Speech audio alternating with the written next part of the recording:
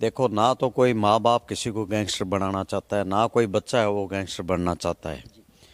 क्योंकि लॉरेंस मेरा चचेरा भाई है और उसके उनके पास जो मेरे चाचा जी हैं उनके पास 110 किले ज़मीन है और लॉरेंस और अनमोल दो भाई है। तो वो यहाँ स्कूल में पढ़ता था तो उसकी स्कॉलर कॉन्वेंट स्कूल में था, स्कॉलर लगी हुई थी। फिर वहाँ यहाँ से वो चंडीगढ़ चला गया, चंडीगढ़ से वो यूनिवर्सिटी चला गया। चंडीगढ़ यूनिवर्सिटी जाके इलेक्शन लड़ा है क्योंकि हमारा परिवार संपन्न परिवार है, मेहनतकश परिवार है।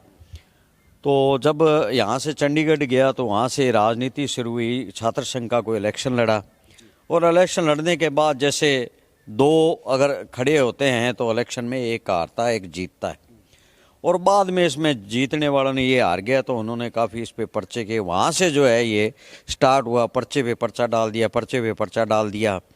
जब पहले पहले पर्चे हुए उसकी जमानत भी हुई, वो गांव आ गया, गांव आके यहाँ उसकी सोच थी कि मैं यहाँ एक अच्छा होटल बनाऊँ, अब और जगह भी है उस पर होटल बनाने की वो सोच रहा था।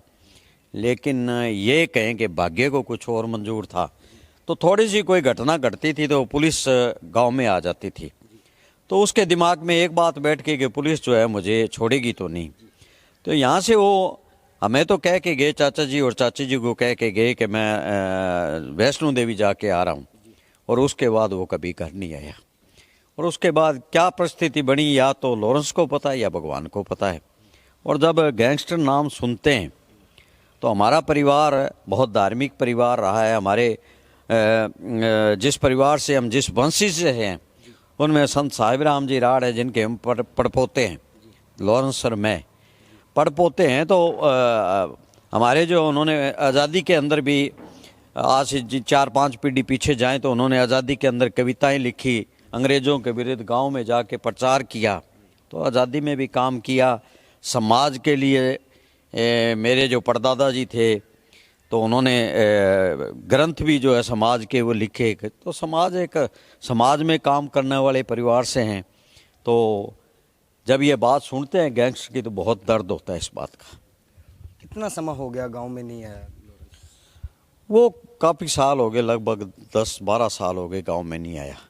पहले मामले कौन से थे जो उसके ऊपर नाम आया, जिसके ऊपर जिक्र किया गया कि इसमें इसने क्राइम किया? पहले कोई चंडीगढ़ इलेक्शन के बाद कोई लड़ाई हुई थी तो उस पर पर्चा हुआ था कि वो किसी के घर जाकर उसने जो है लड़ाई की, वो पर्चा हुआ था। उसके बाद तो पर्चे पे पर्चा कोई पुलिस को नहीं मिलता था वो उस पर डाल देते थे और उसके बाद इस तरह जो पहला पर्चा वहाँ से शुरू हुआ। क्या मानते हो इसके पीछे क्या है? देखो, जब राजनीति चीज़ के अंदर आदमी जैसे इलेक्शन था तो इलेक्शन में फिर वो राजनीति चल पड़ी। राजनीति के अंदर जब स्टार्ट हो जाता है काम तो उसका कारण राजनीति मैं मानता हूँ कि राजनीति थी और राजनीति के अंदर वो उसमें फंसता गया दलदल के अंदर और आज वो कहाँ पहुँच गया। तो अब जो भी बात सुनते हैं वो मीडिया में सुनते हैं, भाई वो किसी को धमकी दे रहा है, क्या दे रहा है, ये तो उसको पता है या भगवान को पता है। आज कोई भी मर्डर होता है, पंजाब के मूसेवाला का कत्ल लगा लें या सलमान के नज़दीक जो करीबी हैं उनकी हत्या देख लें, तो कैसे देखते हो कि हर मर्डर केस के बाद एक नाम जो जिक्र होता है, लॉरेंस बिश्नोई नाम का जिक्र किया जाता है, उसको कैसे देखते हो?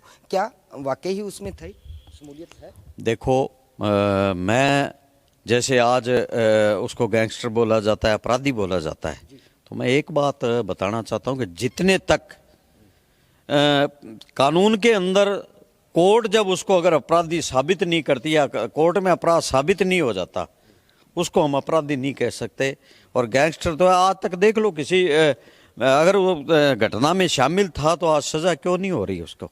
अगर देखो, अपराधी तब भी हम कहेंगे जब वो उसके ऊपर चार्ज लग जाता है, कोर्ट उसको दोषी मान लेती है। लेकिन अभी तक तो किसी केस के अंदर कोई ना अगुवाई हुई है ना सज़ा हुई है। लेकिन पता नहीं किस तरह जो है मीडिया भी इस बात का ध्यान नहीं दे रहा है कि जो है ये अपराधी है जी, बहुत बड़ा अपराधी है या गैंगस्टर है। तो अभी तक इस बात को तो मानने के लिए तैयार नहीं करते। घटनाक्रम के बाद एक लॉरेंस ग्रुप की जो एक पोस्ट वायरल होती है, वो पोस्ट सामने आती है जिसमें जिम्मेवारी ली जाती है, चाहे वो सिद्धू मूसेवाले का कत्ल कांड हो या कोई मुंबई में जो सा करीबी का जो सा उसका कत्ल किया गया हो, उसके बाद एक पोस्ट जारी होती है जो सुर्खियां बन जाती है। देखो, अब बार बार मीडिया में मैं आपके चैनल से कुछ बात बताना चाहता हूँ कि एक बात कहते हैं कि लॉरेंस के जो फादर हैं वो पुलिस में है। आज आप गांव में आए हो, कल मैं खुले में कहता हूँ, परसों चैनल आज तक वाले आए थे और वो मेरा लाइव जैसे आपने इंटरव्यू लिया उसमें मैंने कहा कि लॉरेंस का फादर किसी हमारा परिवार का कोई आदमी कहीं पुलिस में नहीं है, और जो ये मीडिया कह रही है ये गलत है।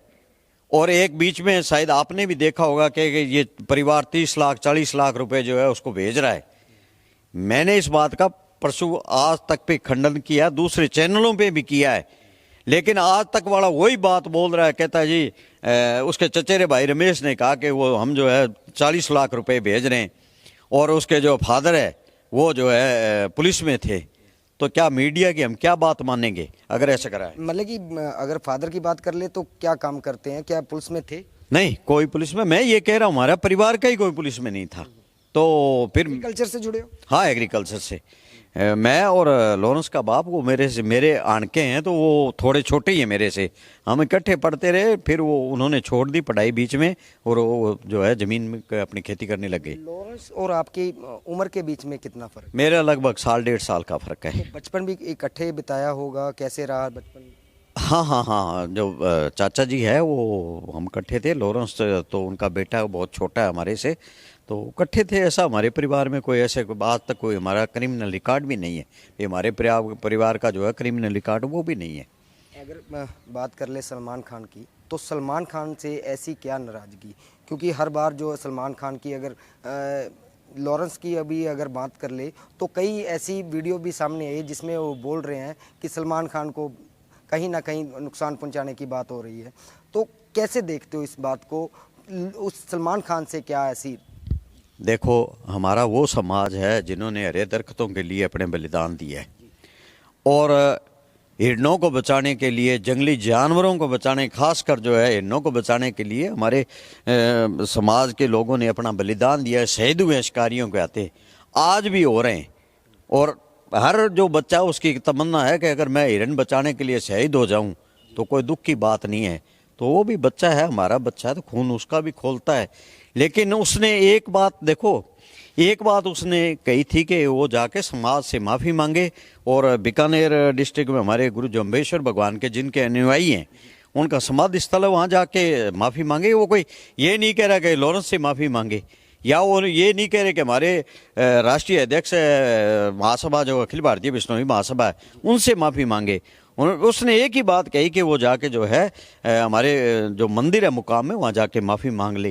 तो खून जो है वो तो देखो, हमारे जो गुरु महाराज ने नियम बनाए थे उसमें जीव दिया पालनी रूख लीनो नहीं गावे के हरे दरख्त नहीं काटने, और जंगली जानवरों का जो है ना शिकार करना ना शिकार करने देना है। तो उस सिद्धांत के ऊपर हम चल रहे हैं, गुरु महाराज के अनुयायी हैं, और हमारे पुरखों ने जो बलिदान दिया है, तो देखो यह तो स्वाभाविक है, खून खोलना तो उसका खून खोलता है, हमारा खोलता है। अगर कोई शिकार की बात होती है तो यही बात है। दोषी मानते हो सलमान खान को? जी, दोषी तो देखो उसको, अगर मैं क्या मानता हूँ, कानून मानता है, कानून में है उसको सजा हुई है। उसके जो चिंकारा शिकार मामले 5 साल की सजा हुई है, वो आगे अभी कोर्ट में ऊपर अपील में चल रहा है। तो जब उसके फादर साहब कह रहे हैं कि मेरे बेटे ने जो है कोई क्राइम किया नहीं या शिकार नहीं किया, तो फिर मैं एक ही आपके चैनल के माध्यम से पूछना चाहता हूँ, अगर उसने शिकार नहीं किया सलमान खान ने, तो फिर ये सज़ा किस बात की हुई? देखो, अब उनको तो पता नहीं कानून पे भरोसा है, कोर्ट पे भरोसा है कि नहीं। हमें तो कोर्ट पे भरोसा है, और मैं उसको अपराधी मानता हूँ। उसने शिकार किया है और उसको सज़ा हुई है, तो हम कैसे कह दें कि वो अपराधी नहीं है? अगर माफ़ी मांग ले तो क्या मसले का हल हो जाएगा? देखो, माफ़ी मांगने से जो आज तकरार बना हुआ है सलमान खान परिवार का और लॉरेंस का, वो जो तकरार है वो कम हो सकती है। लेकिन जो शिकार का मामला है वो तो देखो मैटर टू कोर्ट है, तो उसको तो कोर्ट ने देखना है क्या करना है, क्योंकि ये वाइल्ड लाइफ प्रोटेक्शन एक्ट के अंदर इसका केस पे जो चलान हुआ, तो कोर्ट है। कोर्ट में हम इसके ना तो हमारे पास कोई ऑथराइज है, हम जो फैसला है तो देखो कोर्ट ने देखना। जो आज स्थिति बनी हुई है, ये जो आज जिस तरह की स्थिति बनी हुई है, ये रुक सकती है, इतना ही हम विश्वास करवा सकते हैं। करनी सेना की तरफ से एनकाउंटर करने वाले ऑफिसर को जो इनामी राशि का जो ऐलान किया गया है, करोड़ों रुपए की जो इनामी राशि है वो दी जाएगी, ऐसा जो सामने आया है, तो उसको कैसे देखते हो आप, किस नज़रिए से उसको देखते हो? देखो करनी सेना के कोई लड़की है, उसमें ओहदेदार है, उसने इस बात का खंडन किया है कि हमारा जिसने भी वो अपने आप को करनी सेना का अध्यक्ष कह रहा है, वो कहता हमारे से कोई लेना देना नहीं है। अगर वो कह रहा तो उसका कोई पर्सनल विचार होगा, लेकिन करनी सेना की तरफ से नहीं है। लेकिन मैं आपके चैनल के माध्यम से करनी सेना और राजपूत समाज को भी एक कहना चाहता हूँ कि देखो, हम जो बिश्नोई लोग हैं, गुरु जी भी हमारे जो उनका परिवार था वो राजपूत समाज से थे, तो हम राजपूत समाज से हम आए हुए हैं। अगर ऐसे एक जुम्मेदार आदमी ये बात कहे कि उस लॉरेंस को जो है कोई मारेगा, काउंटर कर दे, मैं 1 करोड़ दे दूं, तो इसका मतलब वो कानून को मानने वाले लोग नहीं हैं। कानून को मानते तो वो अंदर है, तो अगर ठीक है उसके पास है, अगर तेरे को है, अगर लगता उसने कुछ किया तो FIR लॉन्च करवाओ आप। लेकिन ये किसी को अधिकार नहीं है। और मैं राजपूत समाज से भी ये बेनती करना चाहूँगा कि वो जो है उसका ऐसे लोगों को, और इस समय क्योंकि हम एक बारूद के ढेर पे खड़े बैठे हुए हैं, अगर थोड़ी सी चिंगारी पड़ती है, आज राजपूत समाज से युवा भड़क सकते हैं, और वो भड़केंगे तो बिश्नोई युवा भड़क सकते हैं, तो इससे बहुत बड़ी तकरार जो है बढ़ जाएगी। इसलिए मैं ये उनसे निवेदन करना चाहता हूँ कि कृपया ना हम कोई दूसरे, ना कोई वो राजपूत समाज है, ऐसी जो बातें करते हैं तो वो अपने राजपूत समाज के कतई भला नहीं कर सकते। आपके गांव के लोग भी मानते हैं, वो भी इनामी राशि का ऐलान करते हैं कि अगर लॉरेंस की, अगर करनी सेना या कोई भी व्यक्ति इस बात की ऐलान कर रहा है कि एनकाउंटर करने वाले को, तो आपके गांव के लोग इनामी राशि को ऐलान कर रहे हैं, तो उसको कैसे देखते हो, क्या भावना है उसकी? नहीं, देखो कोई ऐलानी इसकी राशि की बात नहीं है, ना हम इस पे भरोसा करते हैं, हम कानून पे भरोसा रखते हैं। और जो कोई भी आदमी, चाहे वो करनी सेना का है या कोई गांव का कह दे, देखो उनके विचार हो सकते हैं, लेकिन लॉरेंस का परिवार, हमारा परिवार, हम इस पे कतई विश्वास नहीं करते, ना हम ऐसी कोई बयानबाजी करते हैं जिससे कि कोई स्थिति जो है अनकंट्रोल हो। परिवार का अब क्या नज़रिया है, कैसे देखता है पूरे मामलों को, क्योंकि काफ़ी मामलों के अंदर जो सा लॉरेंस का नाम जुड़ गया है और देशों विदेशों तक जो सा है लॉरेंस का नाम ही गूंज रहा है, तो ऐसे माहौल में कैसे सारे हालात को ठीक किया जाएगा? देखो हालात सदा एक नहीं रहते, और हम तो हिंदुस्तान भारत के कानून में विश्वास रखते हैं, और कोर्टों में जो माननीय कोर्टें हैं उन पे हमें विश्वास है। और हम यही आशा करते हैं कि हमें जो है इंसाफ उस बच्चे को मिलेगा। उसमें देखो ये आप भी मानते हो, जेल के अंदर बैठा है, हर केस में वो नहीं हो सकता, तो फिर वो किस तरह जो उसका नाम आ रहा है, इसका मतलब FIR जो उठी उसको नाम डाला जा रहा है, कोई सबूत। देखो एक हाई सिक्योरिटी जेल में आदमी होता है, और एक तरफ वो कहते हैं जी हाई सिक्योरिटी जेल में है, तो हाई सिक्योरिटी जेल के अंदर से बात करना ये संभव नहीं है। ये कैसे पैदा होती है इसका मुझे ये नहीं पता। और लॉरेंस आज भी, क्योंकि हमारे से तो मुलाकात नहीं हुई, ना परिवार की हुई है, ना परिवार को मिलने की वहाँ परमिशन है। हम वकील से पूछते तो वो कहते हैं वो महीने में भी 10-10, 6-6, 7-7 दिन, 10-10 दिन जो है व्रत रखता है, फास्ट रखता है। और जब वो छोटा था उस टाइम भी उसको जो है वो ना तो कोई बेल है, उसको कोई बेल नहीं किसी तरह का, ना नशा है। वो नशे से पहले भी बहुत ज़्यादा जो है उसको दूर रहता था।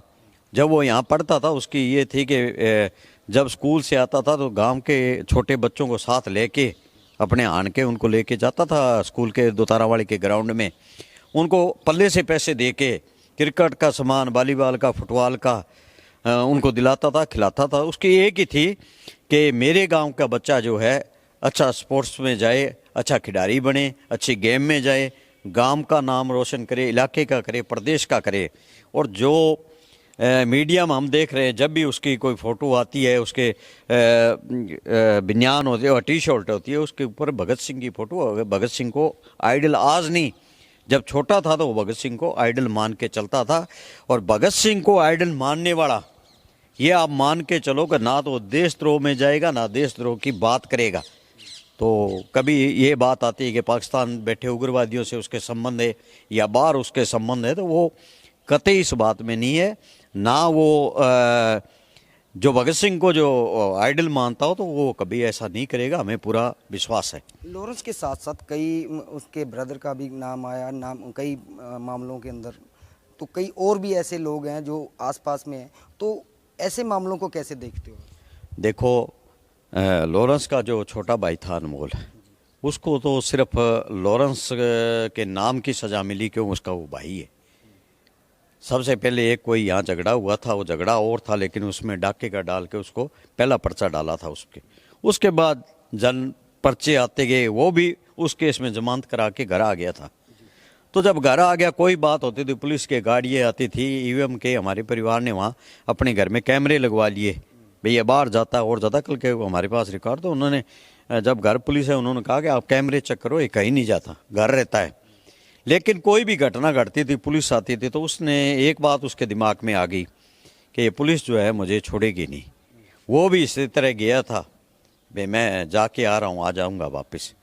गया, उसके बाद आ जाता है। जब अभी मीडिया में पता चला कि वो देश छोड़ गया है, तो मुझे लगता नहीं वो उसने इतना कोई क्राइम किया है। तो वो चला गया, यहाँ से निकल गया। तो दोनों बच्चे जो है आज हमारे परिवार, हमें दुख है, क्योंकि हम इस लाइन में नहीं, हम हमारे पास खेती है बहुत अच्छा, हमारे पास पैसा भी है, सब कुछ है। तो ये कोई ना तो पैसे कमाने वाली बात है ना और है, तो चला गया, दुख होता है इस बात का। तो पढ़ाई बचपन में यहीं से की, गांव में से? नहीं, वो कॉन्वेंट स्कूल में पढ़ा है। कौन से में? जो वॉर कॉन्वेंट स्कूल है, इसके अंदर पढ़ा हुआ है वो। और उसके बाद वो चंडीगढ़ डीएवी यूनिवर्सिटी चला गया था, लॉ की तैयारी कर रहा था वो। तो इन सभी मामलों के पीछे क्या समझते हो, क्या कारण रहे कि ऐसे हालात बन गए? नहीं, हालात तो ये मीडिया में आ रहे, यही देख रहे हैं हम। हालात तो अभी या तो लॉरेंस को पता है, या भगवान को पता है, या जिन्होंने FIR लॉन्च की है उनको पता है।